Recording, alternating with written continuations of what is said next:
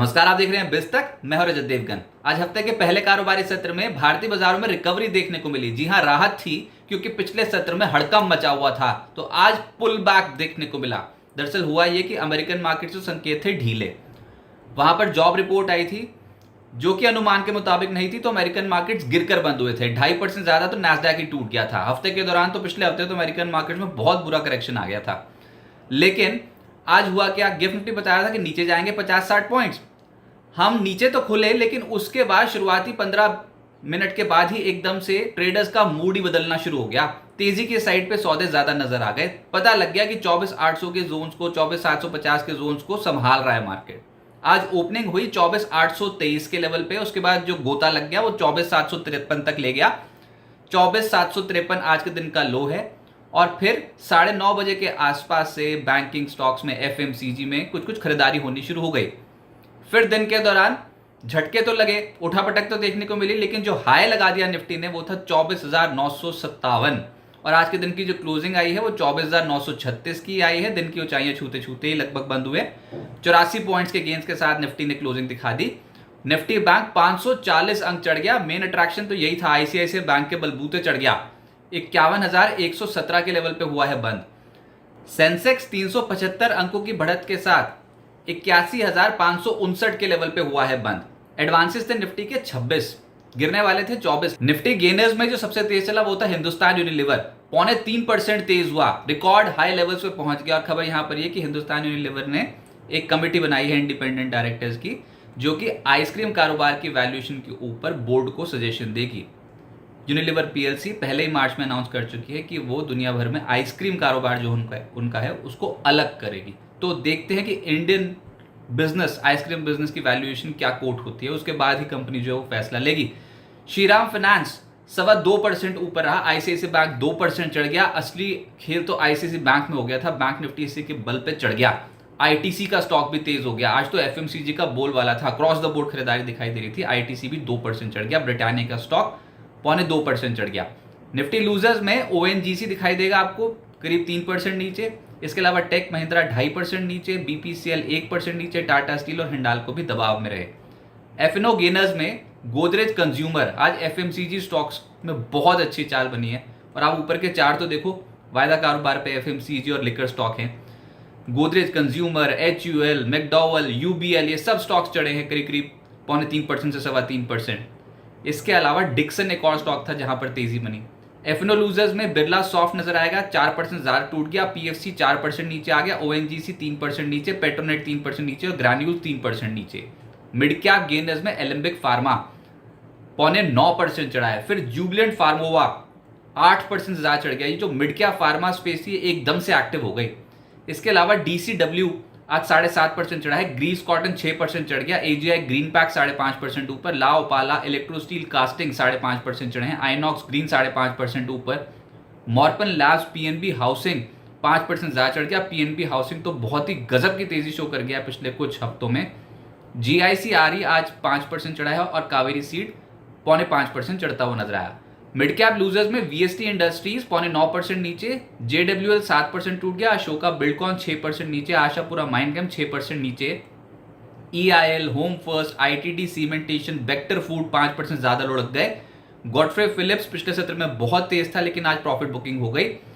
TD पार्ट systems, वेस्टकॉन, Motilal Oswal financial services, यहां पर गिरावट देखने को मिली। आज ब्रोकिंग हाउसेस कंपनियों के शेयर्स गिरे हैं। Motilal Oswal financial services, Edelweiss जैसे स्टॉक्स में मुनाफा वसूली हो गई।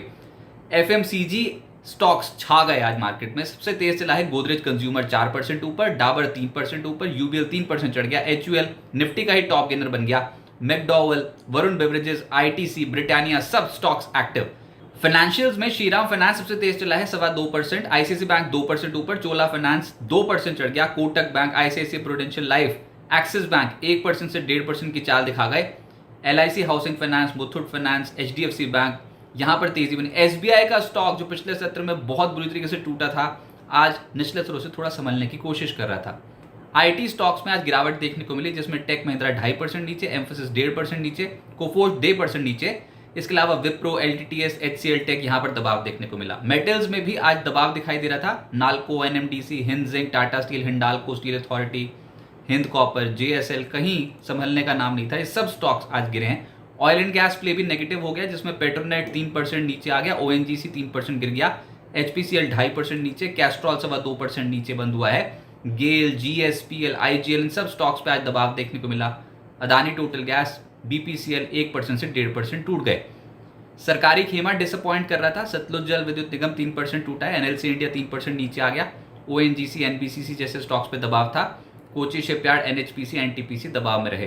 प्राइमरी मार्केट में हलचल बहुत ज्यादा है। गाला प्रिसीजन इंजीनियरिंग की आज लिस्टिंग हुई, जिसमें इश्यू प्राइस था 529, लिस्ट हुआ 721.10, यानी कि लगभग 36% प्रीमियम के साथ। और उसके बाद क्लोजिंग हुई है 757.15, यानी कि 43.1% के रिटर्न लिस्टिंग डे वाले दिन ही मिल गए। अपने ओपन से 5% ऊपर हुआ तो सर्किट लग गया इस स्टॉक में। बजाज हाउसिंग फाइनेंस का IPO मच अवेटेड IPO था और पहले दिन ओवर सब्सक्राइब हो चुका है। आज से 11 सितंबर तक खुला, पहले दिन 2.14 टाइम सब्सक्राइब हो चुका है। 66 से 70 रुपीज प्रति शेयर का प्राइस बैंड रखा गया है। 6,560 करोड़ रुपए का इशू है, जिसमें 3,560 करोड़ रुपए का फ्रेश इशू, बाकी का है OFS। क्रॉस लिमिटेड का IPO आज से 11 सितंबर तक खुला रहेगा। पहले दिन 0.93 टाइम सब्सक्राइब हो चुका है। 228 से 240 रुपए प्रति शेयर का प्राइस बैंड रखा गया। इशू साइज है 500 करोड़ रुपए, जिसमें 250 करोड़ रुपए का फ्रेश इशू है और बाकी का है OFS। टॉलेंस टायर्स का IPO आज से खुला है, 11 सितंबर तक खुला रहेगा। 1.89 टाइम सब्सक्राइब हुआ है पहले दिन। प्राइस बैंड 215 से 226 रुपए प्रति शेयर का रखा गया है। इशू साइज है 230 करोड़ रुपए, जिसमें 200 करोड़ रुपए का है फ्रेश इशू और बाकी का है OFS। अब आगे क्या होगा? देखिए, निफ्टी ने आज संभलने की कोशिश तो की। 24,750 से समझ में आया कि एक लेवल है जहां पर आके बुल्स एकदम से एक्टिव हो गए, यानी कि गिरने नहीं दिया। यहां पर उल्टा रिकवरी देखने को मिली है मार्केट में, आज अच्छी खासी रिकवरी देखने को मिली है। 24,900, 24,800 की स्ट्राइक पे पुट राइटर्स एकदम से एक्टिव हो गए हैं, तो वो बाजार को हो सकता है कि संभालने की कोशिश करे, नहीं गिरने देंगे इतना आसानी से। अगर ये लेवल होल्ड हो जाते हैं, 24,850, 24,750 के लेवल अगर होल्ड हो जाते हैं, तो बुल्स के पास एक बहुत बेहतरीन मौका है फेड पॉलिसी से पहले बाजार को खींचने का। लेकिन अभी हायर साइड पे क्या समझ में आता है कि 25,000 की स्ट्राइक्स पे सबसे ज्यादा ओपन इंटरेस्ट कॉल पे खड़ा हुआ है। 65.4 लाख शेयर्स अभी भी सिस्टम में हैं।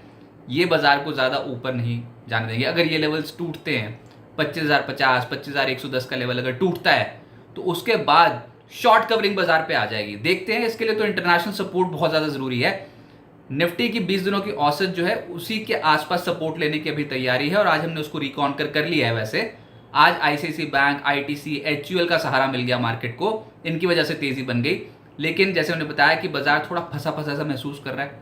इस उछाल के बावजूद तनाव तो कम नहीं हुआ मार्केट में, बटा बटा सा महसूस कर रहा था। मिड कैप चढ़ भी रहे थे, गिर भी रहे थे। यानी कि अगर आपके पोर्टफोलियो में FMCG स्टॉक्स होते, कुछ चुनिंदा फाइनेंशियल कंपनियां होती, तो आप आज अच्छा महसूस कर रहे होते, आपका दिल खुश होता। लेकिन अगर एनर्जी स्टॉक्स होते आपके पोर्टफोलियो में, तो मेटल स्टॉक्स होते, ऑयल एंड गैस स्टॉक्स होते, तो दबाव था आज उन स्टॉक्स पे, तो आपको आपके पोर्टफोलियो में उतने स्ट्रॉन्ग रिटर्न नहीं बनता, बल्कि आज चढ़ते बाजार में भी घाटा देखने को मिलता है। तो इस समय बिखरा बिखरा मार्केट है, कहीं खुशी कहीं गम का माहौल है। तो अभी के हिसाब से निफ्टी को 25,050, 25,110 के आसपास रेजिस्टेंस मिलेगी। ये बहुत स्टिफ रेजिस्टेंस, ये लेवल जो है वो एक्ट कर सकता है। लेकिन बाजार एक रेंज पकड़ सकता है जहां पर नीचे 24,750 एक सपोर्ट बने, ऊपर 25,110 एक रेजिस्टेंस बने। इस दायरे में फंस सकता है मार्केट, ऐसा लग रहा है फिलहाल। ऑप्शन राइटर्स डोमिनेट करेंगे। आज बुल्स का जोर ज्यादा था। बैंक निफ्टी पर 51,300, 51,450 के आसपास रेजिस्टेंस जोन निकल के आएगा। इस लेवल को टापना, इसके ऊपर टिकना बहुत ज्यादा जरूरी है। इस हफ्ते भारत और अमेरिका में महंगाई दर के आंकड़े भी आने हैं, उन पे फोकस है। अंतर्राष्ट्रीय बाजारों के मूड माहौल को देखना होगा। स्पेशली एप्पल जो दुनिया की सबसे बड़ी कंपनी है, उसका स्टॉक तो फोकस में आज ही होगा, क्योंकि आज एप्पल का ग्लो टाइम इवेंट है। आज Apple iPhone 16, Apple watch series 10, AirPods 4 launch होने हैं और सबसे बड़ा जो मच अवेटेड इस इवेंट में फीचर लॉन्च होना है वो है एप्पल इंटेलिजेंस फीचर, जो कि एप्पल iPhone में शामिल कर दिया जाएगा।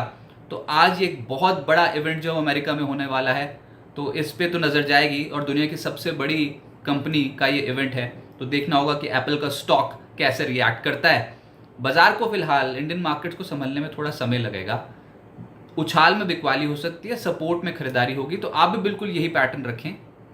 बाजार में शुक्रवार को जिस तरीके की बिकवाली हुई थी ना, गुरुवार को शुक्रवार को जिस तरीके की बिकवाली हुई थी, तो उसके बाद वहां से एकदम से शार्प रिकवरी आ जाएगी, कोई भी उम्मीद नहीं कर रहा अभी।